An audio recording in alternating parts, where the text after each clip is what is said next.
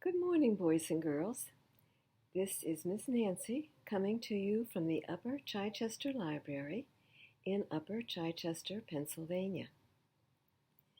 We had a lovely weekend, and I hope you were able to get out and enjoy the sunshine and play with all your friends.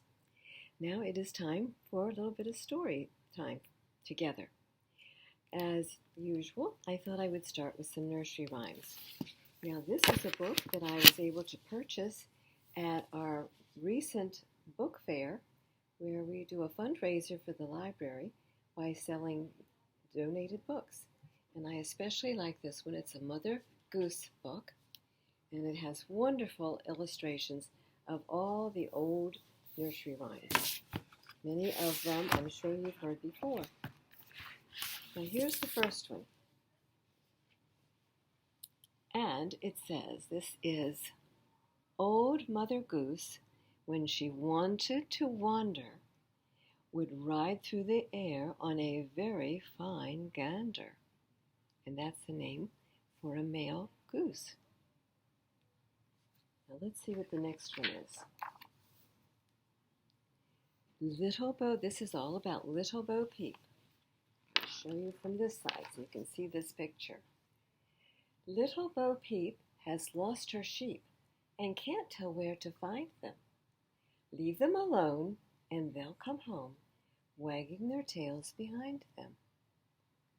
Then on the other page, it says, this is all about Baa Black Sheep. Baa Black Sheep, have you any wool? Yes, sir, 3 bags full.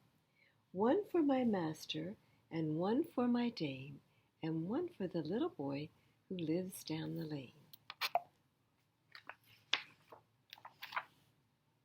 Oh, and this one's about a little nut tree. I had a little nut tree, nothing would it bear, but a silver nutmeg and a golden pear. The King of Spain's daughter came to visit me, and all for the sake of my little nut tree. Then we have one last one we'll do today, and then we'll do other ones of these other weeks. Let's see if we can get this folded back. Handy Pandy, Jackie Dandy, loves plum cake and sugar candy. He bought some at the grocer's shop, and pleased away went hop, hop, hop. His arms are full of a lot of goodies. Oh, here's our one last one. And we have read about Miss Muffet and her spider, but I love these illustrations. Little Miss Muffet sat on a tuffet, eating her curds and whey. Along came a spider, who sat down beside her and frightened Miss Muffet away. We'll go on from there next week. Now I have several stories I'd like to read to you today. And we're going to start with stories about a duck, a pig, and a frog. It's called Frog is Frightened. And I thought I would read you this. I just thought the illustrations were also great fun. Frog was very frightened. He was lying in bed, and he heard strange noises everywhere. There was a creaking in the cupboard and a rustling under the floorboards. Somebody's under my bed, thought Frog. He jumped out of bed, and he ran through the dark woods until he reached Duck's house. How nice of you to drop by, said Duck, but it's very late. I'm about to go to bed. Please, Duck, said Frog. I'm scared. There's a ghost under my bed. Oh, nonsense, laughed Duck. There aren't any ghosts. There are so, said Frog. The woods are haunted, too. Don't be frightened, said Duck. You can stay with me. I'm not scared. And they huddled into bed together. Frog cuddled close and wasn't frightened any more at all. All of a sudden, they heard a scratching noise on the roof. What was that? Asked Duck, sitting up with a jolt. The next moment they heard a creaking on the stairs. "This house is haunted too," shouted Frog. "Let's go out of here." They ran out into the woods. Frog and Duck ran as fast as they could. They were sure there were ghosts and monsters everywhere. Eventually, they reached Pig's house, and gasping for breath, they hammered on the door. "Who is it?" asked a sleepy voice. "Please, Pig, open the door. It's us," shouted Frog and Duck. "What's the matter?" grumbled Pig. "Why have you woken me up in the middle of the night?" "Please help us," said Duck. "The woods are full of ghosts and monsters." Pig laughed. "What nonsense! Ghosts and monsters don't exist, you know that." "Well, look for yourself," said Frog. Pig looked out the window, but he couldn't see anything unusual. "Please, Pig, may we stay here? We're so scared." "Okay," said Pig. "My bed's big enough, and I'm never frightened by all that rubbish." So there they were, all three of them together in Pig's bed. "This is nice," said Frog. "Nothing can happen now." But they couldn't sleep anyway. They listened to all the strange, frightening noises in the woods. This time, Pig heard them too. But luckily, the three friends had each other. They shouted out that they weren't scared, that they weren't afraid of anything. Eventually, they fell asleep, exhausted. Next morning, Hare went to visit Frog. The door was wide open, but Frog was nowhere to be seen. "This is strange," thought Hare. Hare is another name for a rabbit. Duck's house was empty too. "Duck, Duck, where are you?" shouted Hare. But there was no answer. Hare was very worried now. He thought something terrible must have happened to his friends. Terrified, he ran through the woods looking for Frog and Duck. He looked and looked, but there were no trace of his friends. "Maybe Pig will know where they are," he thought. Hare knocked on Pig's door. There was no answer. It was very quiet. He looked in through the window, and there he saw his friends fast asleep. It was almost lunchtime. Hare knocked on the window. I think they were sleeping late because they had been running around in the woods so much at night. "Help, a ghost!" shouted Frog and Pig and Duck. Then they saw that it was Hare, their friend. Pig unlocked the door and they all ran outside. "Oh, Hare," they said, "we were so frightened. The woods were just full of ghosts and monsters." "Ghosts and monsters?" said Hare. "There's no such thing." "How do you know?" said Frog angrily. "There was one under my bed." "Did you see it?" asked Hare. "Well, no," said Frog. Frog, Duck, and Pig all talked at once about scary noises in the night. Finally, Pig made some breakfast. "You know," said Hare, "everyone gets frightened sometimes." "Even you?" asked Frog. "Oh, yes," said Hare. "I was very frightened this morning when I thought something bad had happened to you." There was silence. Then everyone laughed. "Oh, don't be silly, Hare," said Frog. "You have nothing to fear. We'll always be here." Sometimes we do get a little frightened at night when we hear noises that we don't expect to hear. But we have to know that our mommy and our daddies are very close by, and we can always go and sit with them for a little while until we get ready to go back to bed. Now, this next story, this is about a teddy bear, and it's called The Day Betty Bear Got Lost. And I thought the illustrations were very cute. Now, this is a story by Avery Slayer.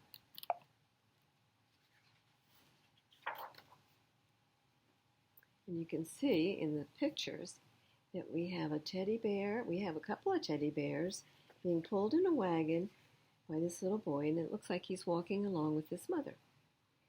Bumpity bump, bumpity bump. Adam and Teddy Betty Bear were going to the park to play. Adam pedaled his tricycle. Teddy Betty rode in the little red wagon that Adam had tied behind it. The ride was so bouncy that Teddy Betty had to hold on to the sides of the wagon very tightly so he wouldn't fall out.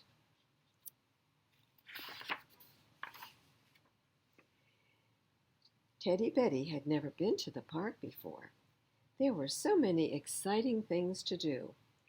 They swung on the swings. They slid down the sliding board. And they climbed on the jungle gym. I hope you all have opportunities to go to a park where you can do those things as well. Soon Teddy Betty was all tired out. "Time to leave," said Adam's mother. Adam helped Teddy Betty back into the wagon. Then they started for home. Bumpity bump, bumpity bump. Adam pedaled down the sidewalk as fast as he could. Teddy Betty bounced from one side of the wagon to the other.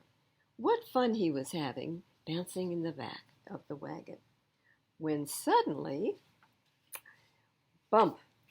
The wagon hit a crack in the sidewalk, and Teddy Betty flew through the air. Thump! Teddy Betty landed on the hard sidewalk. Teddy Betty sat up and saw Adam in the distance. "Hey, wait for me," Teddy Betty called. But Adam didn't hear him and disappeared around the corner. Teddy Betty raced to the end of the street and looked around. Nothing looked right to him. None of the houses looked like his house. None of the front yards looked like his front yard. Worst of all, none of the little boys looked like Adam. Poor Teddy Betty, he was all alone and didn't know what to do. So he sat down and cried. "Well, well," said a voice, "what have we here?" Teddy Betty looked up, and he saw a police officer. "Someone must be looking for you," said the police officer. "I'd better take you home. I wonder where you live." Teddy Betty didn't know what to say. When Adam went out, his mother always put a note in his pocket with his name and address on it, just in case he got lost. But she had never thought to pin a note on Teddy Betty's nightshirt, and he started crying even harder. "You look like a brave bear," said the police officer. "I'll take you back to the station. House with me? We'll get you safely home." He lifted Teddy Betty and set him on his shoulder. Together, the two went off to the police station. Bumpity, bumpity, bump. Adam rode his tricycle into his front yard. Then he climbed off, and he walked around to the little red wagon. "Come on, Teddy Betty," he said. "Let's go inside." But we know that Teddy Betty was not in the wagon. Adam ran to the sidewalk. "Teddy Betty Bear," he called, "where are you?" But of course there was no answer. Adam's mother heard him calling to Teddy Betty. She and Adam went to the corner of the block. Teddy Betty was not there. They ran all the way back to the park, but Teddy Betty was nowhere to be seen. Well, without Teddy Betty Bear, dinner that night was no fun at all. Adam pushed his green beans around the plate and spilled his milk. He didn't even eat his dessert.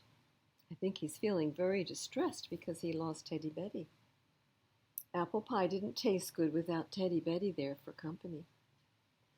"I have an idea," said Adam's mother after dinner.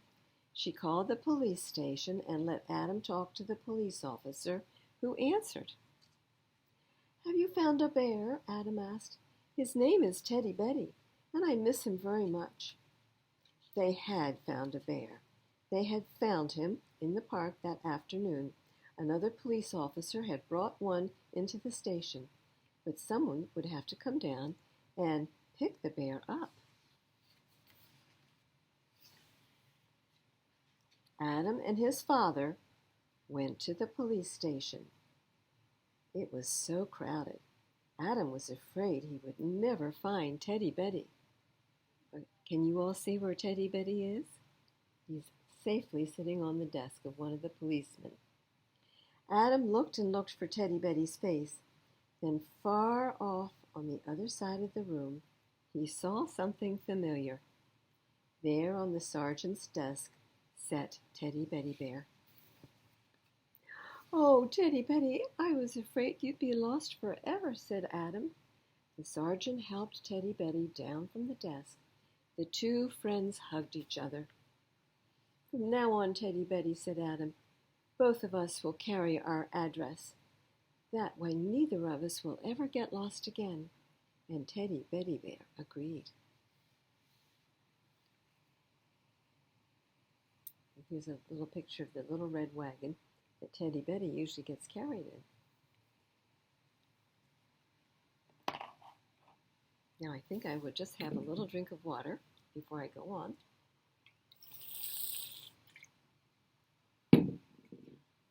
The next one,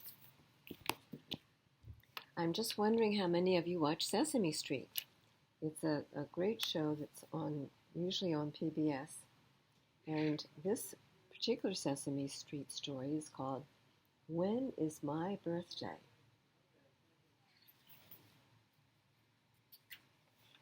And here we see all of the Sesame Street creatures. We see Oscar the Grouch, we see Ernie and Big Bird. There's quite a few of them here. Now this particular story is written by Ray Sipherd and it's illustrated by Tom Cook. Oh my. After Elmo's sister Daisy went off to school one day, his mother said, "Guess what, Elmo? Tomorrow is Daisy's birthday. She will be 6 years old." "Oh, goody," said Elmo. "I love birthdays." "Would you like to help me with the party?" asked his mommy. "Oh, yes," he said. So Elmo helped Mommy wrap Daisy's birthday presents. Looks like they're making some really fancy bows there on the presents. That afternoon, a big mail delivery came to Elmo's house. "Mommy, look at all the packages," said Elmo. "Yes," said Mommy. "These must be birthday presents for Daisy." "Oh," he said. "I will buy Daisy a present too," thought Elmo. He took his piggy bank down from a shelf and emptied every last penny out of it. "And I know just what I will get for Daisy." When Elmo woke up the next morning, Daddy was busy blowing up balloons in the living room for the party. "Hi, Elmo, would you like to help me decorate for Daisy's party?" asked Daddy. "Oh, yes," said Elmo. So Elmo and Daddy blew and blew. "Phew," Elmo gasped at last. "Blowing up balloons is hard work."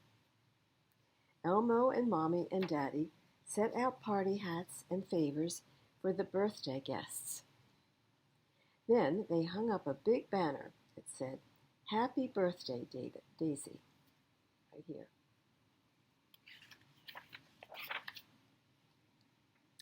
Just then, the telephone rang. "Hello," he said into the phone. "Oh, hello, Elmo dear," answered Grandma. "Is Daisy there? I want to wish her a happy birthday." Elmo heard Daisy talking to Grandma. "Thank you, Grandma," she said. "I'm having a party, and all my friends are coming." At 2 o'clock, the doorbell rang as the party guests began to arrive. "Hi, Elmo," they said. "Happy birthday, Daisy," they said. I bet you all have been to some birthday parties, and I hope you found them to be as enjoyable as I have enjoyed them. It's always fun to go to a birthday party. Friends and relatives crowded around Daisy and gave her birthday hugs and kisses. They told her what a big girl she was getting to be, and they took pictures of her. They wanted to see how she's all dressed up in her little pink dress. She's even wearing a little crown as the birthday girl. They played Duck, Duck, Monster, and musical monster chairs, and Blind Man's Muff. You can see them playing Blind Man's Muff right here, and here they're doing musical chairs. And if any of you attend preschool, you might play some of those games too when you're there, or maybe at a birthday party. Then it was time for Daisy to open her birthday presents. Elmo, said his mommy, would you like to be the first to give Daisy her present? Elmo handed Daisy the big bunch of beautiful yellow daisies he had bought with all the money in his piggy bank. Happy birthday, Daisy, he said. Daisy opened her other birthday presents, a paint set, a comb and brush, some storybooks, and toys, toys, toys. The last present was a toy truck. It was the most wonderful toy truck Elmo had ever seen. You lucky duck, he said to Daisy. That does look like a very nice big truck. And I can imagine Elmo, being a little boy, would have enjoyed having it for himself. Elmo carried the beautiful birthday cake out of the kitchen and put it on the table in front of Daisy. The 6 candles burned brightly on top. Make a wish, Mommy said to Daisy, and if you blow out all the candles at once, your wish will come true. So Daisy took a deep breath and blew out all the candles. Everybody cheered and clapped their hands. Now your wish will come true, Elmo said to Daisy. Elmo made a wish too. He wished for a toy truck. Suddenly, Elmo didn't want any birthday cake after all. I wonder what that's all about. Let's see if we can get this page turned. Sometimes they stick together. Oh, looks like they're doing Pin the Tail on the Monster. When Daisy's guests began to play Pin the Nose on the Monster, Elmo just watched. Daisy came over and sat down beside him. I really like the daisies, Elmo, she said. Then she asked, would you like to play with my new truck? Oh, gee, thanks, said Elmo. Later, when all the party guests had gone home, Elmo and Daisy played with the truck together. When is my birthday? asked Elmo. Oh, your birthday is 1 week after mine, said Daisy. That's only 7 days away, and I know just what you want. What does she think that her brother wants?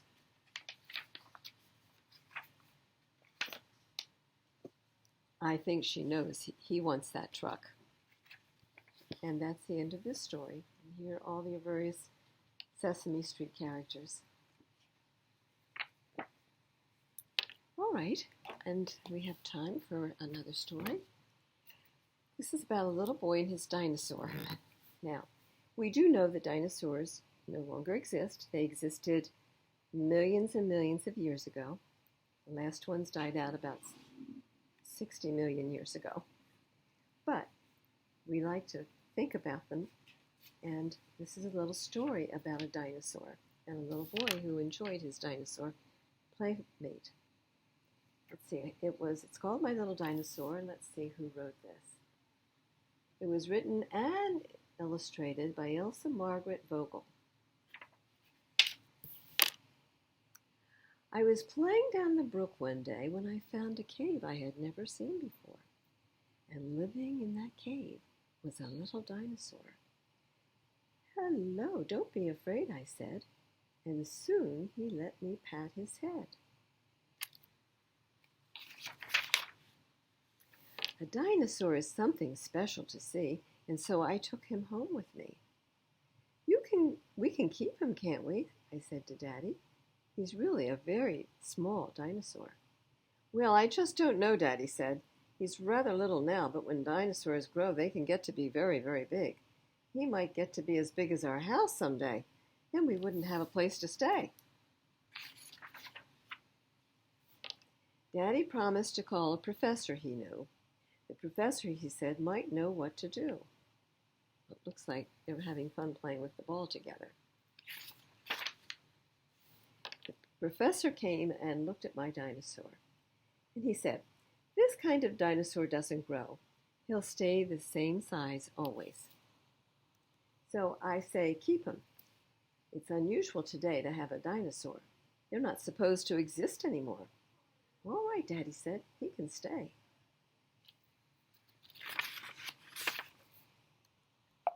So I took my dinosaur to school next day. Now I know somewhere there is a rule that says you can't bring a dinosaur to school, but my dinosaur was so polite, the teacher said it was quite all right. After school, it started to rain, and I rode home on my dinosaur's back. The people all stopped and stared. They were amazed. Some were puzzled. Most were dazed. You could tell they didn't expect to meet a dinosaur with a boy on his back running down the street. At our door, my dinosaur stopped at the mat and carefully wiped his wet front feet. I thought that was that. But then what did he do? He took 3 steps forward, smiled at Mother, and then he wiped his back feet off too. This is a very polite dinosaur. He knows Mother does not want mud on her floor, so he wiped his feet. Well, now that's a very cheerful picture of the family and the dinosaur. On Saturday, we went to Grandmother's house, and she said, "Oh, what a lovely day, with a dinosaur, a boy, and a nice bouquet." And she brought us cookies on a tray. It's like we're going to have cookies with milk. One of the best treats in the world. In the summer, I took my dinosaur to the beach. He splashed in the surf with my friends and with me. It looks like they are having an awfully good time with that dinosaur. We visited Uncle Fred's farm for a week, and my dinosaur and I played hide and seek. Where did my dinosaur hide? Well, he was a small dinosaur, so he could hide behind the hay. I looked all around the barn, front and back, but I didn't think about the big haystack.